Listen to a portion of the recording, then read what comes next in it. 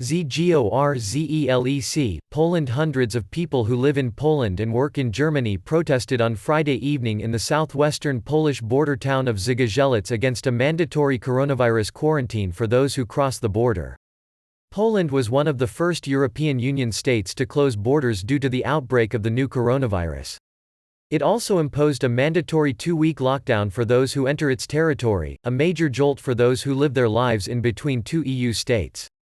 The protest was staged on a footbridge connecting Zgorzelec and the German town of Gorlice, which functioned as one town before the borders were closed.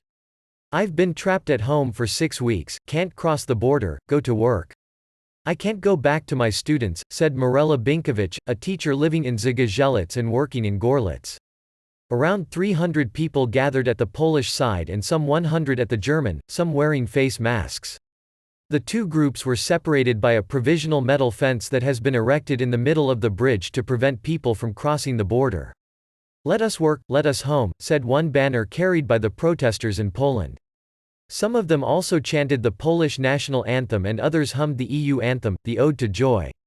Renata Berdosz, from Zgorzelec Town Hall, cited data showing that around 20,000 Poles work in the German region of Saxony, 10,500 of whom cross the Polish-German border on a daily basis. Around 3,000 Poles work in Gorlice alone, she said. Protests were staged also in other Polish towns located on the German and Czech borders.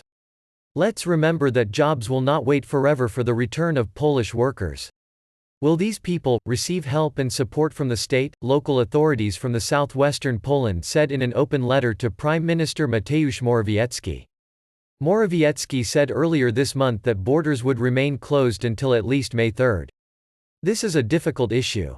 I understand the difficulties of the citizens, and the government will discuss this next week," a government spokesman told private Radio Z on Saturday.